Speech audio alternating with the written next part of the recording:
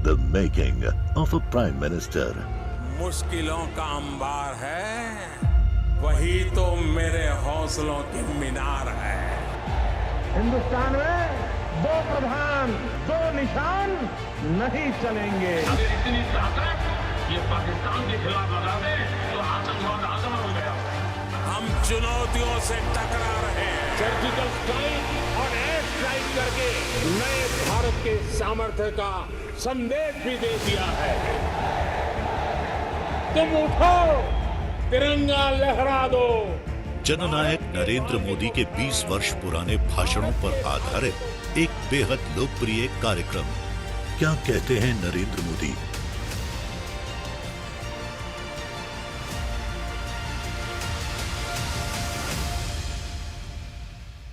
नमस्कार, मैं हूं आपके साथ पूर्णिमा मिश्रा। हमारे खास प्रोग्राम क्या कहते हैं नरेंद्र मोदी में आज आपको सुनवाएंगे मोदी का वो ऐतिहासिक भाषण जो उन्होंने 20 जनवरी 2012 को गोधरा में दिया। एक जनसभा को संबोधित करते हुए मोदी ने कहा कि अब जनता उन्हीं लोगों को पसंद करती है जो जनता के हित में काम करते हैं। भारत माता की, भारत माता की। એટલી વિશાળ સંખ્યામાં સૌ મિત્રો બહાર ઉભા છે। હું આપને ભરોસો આપું છું, આપને મળ્યા પછી જ જઈશ। आज सुबह से हजारों की तादाद में आए हुए पंचमहाल जिले के मेरे प्यारे भाइयों और बहनों,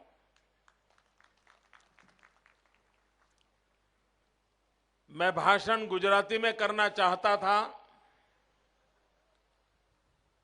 लेकिन आज सुबह से एक प्रकार से कल रात से ही मीडिया के मित्र तपस्या कर रहे हैं, तो उनके प्रति भी सद्भावना होनी चाहिए। और इसलिए उन मित्रों के आग्रह पर जब मैंने उनको वादा किया कि आप चिंता मत कीजिए, मैं जरूर बात को संभाल लूंगा, और इसलिए मैंने उनके आग्रह पर हिंदी में बोलना स्वीकार किया है। पंचमहाल जिला के मेरे भाइयों बहनों, हम लोगों के लिए हिंदी समझना मुश्किल नहीं है, और इसलिए जो बात मैं आप तक पहुंचाना चाहता हूं वो जरूर पहुंचेगी, ऐसा मेरा विश्वास है।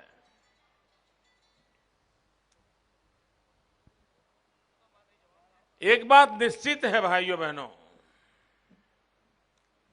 कि आज पूरे हिंदुस्तान में गुजरात की पहचान बहुत साफ साफ देश और दुनिया को नजर आ रही है।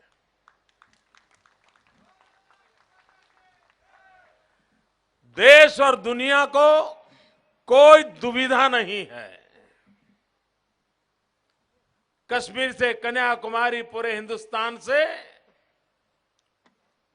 एक ही स्वर में गुजरात के विषय में बोला जाता है, और वो स्वर है, वो भाव है, वो विश्वास है विकास का। चारों तरफ गुजरात के विकास के मुद्दे पर कोई डिस्प्यूट नहीं कर रहा है।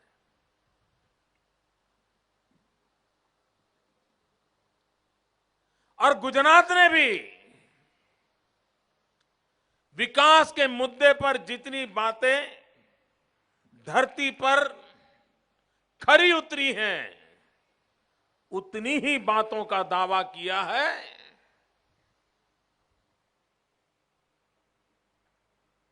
उससे अधिक किसी बात का कभी दावा नहीं किया है। और भाइयों बहनों, पहली बार हमारे देश में विकास ये मुद्दा चर्चा के केंद्र में है। कोई चाहे आज स्वीकार करे या न करे,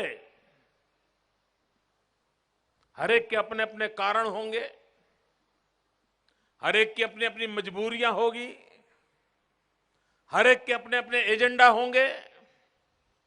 हो सकता है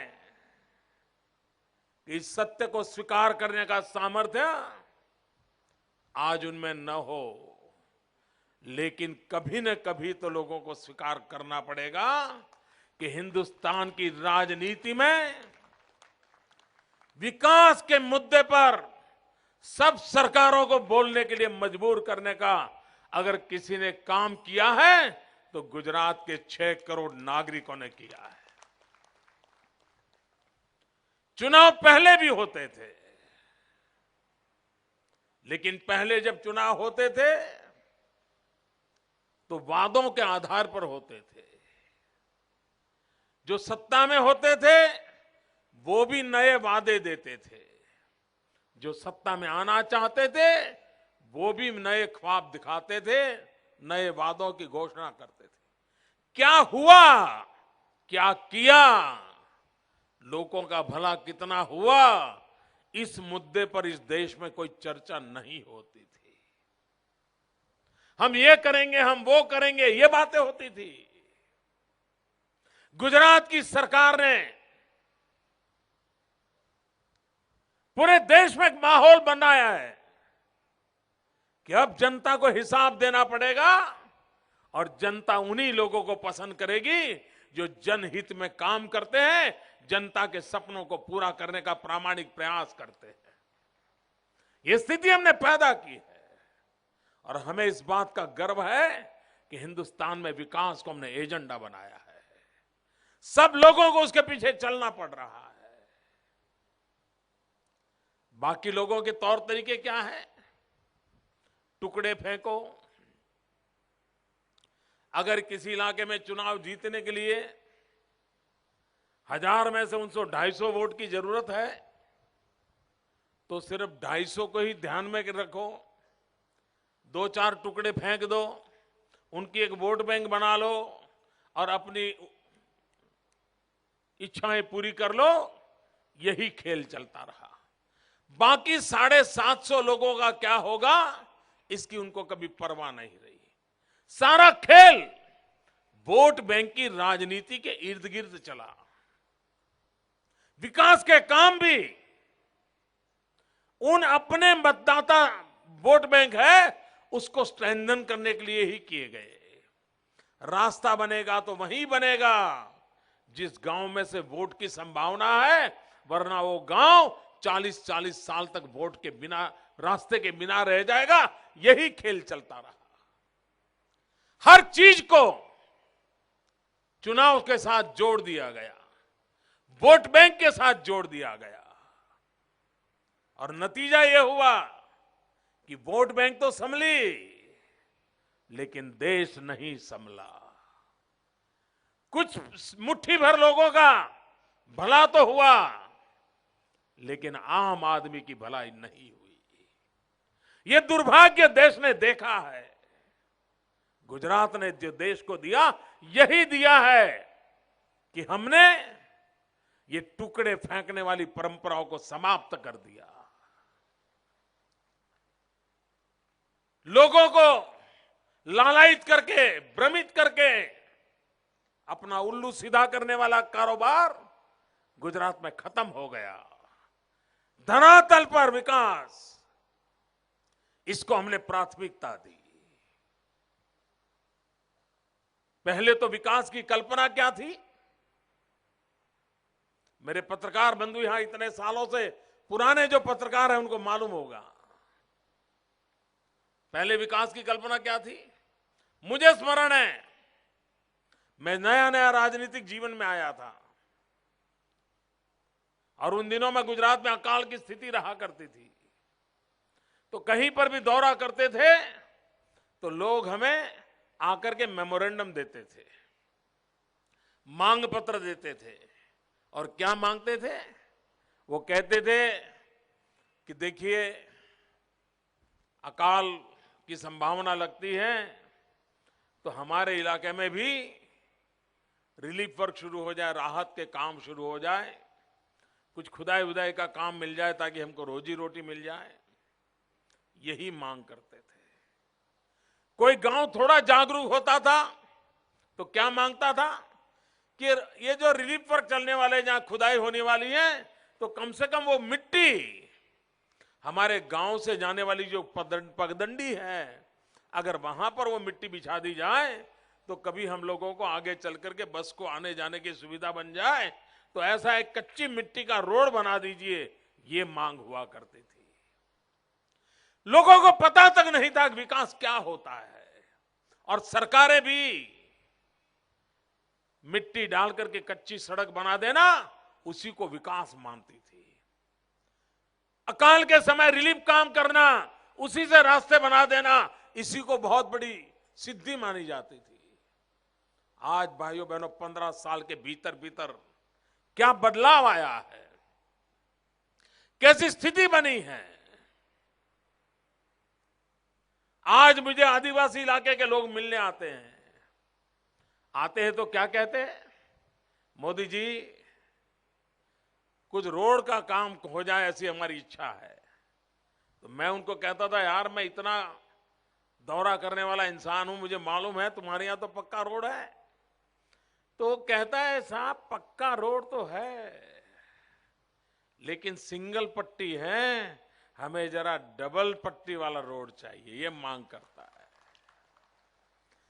कहीं जाते तो कहता है मोदी जी रोड तो अच्छा है, डबल पट्टी है, लेकिन अब जरा वक्त बदला है, हमें पेवर रोड चाहिए, पेवर रोड चाहिए। मेरे गुजरात का आदिवासी गुजरात सरकार से पेवर रोड की मांग कर रहा है। यह विकास का मॉडल है। विकास कैसे होता है, कैसी स्थितियों को बदलता है, इसका यह उदाहरण है। मैं सद्भावना मिशन में एक जिले में गया था, तो वहां पर ये बंजारा समाज के कुछ लोग आए। उन्होंने मुझे एक खिलौना भेंट किया और खिलौने में वो ले आए थे प्लास्टिक का जेसीबी। मैंने कहा यार तुम ये क्यों लाए हो? बोले साहब हम बहुत समझबूझ करके लाए हैं। मैंने कहा क्यों?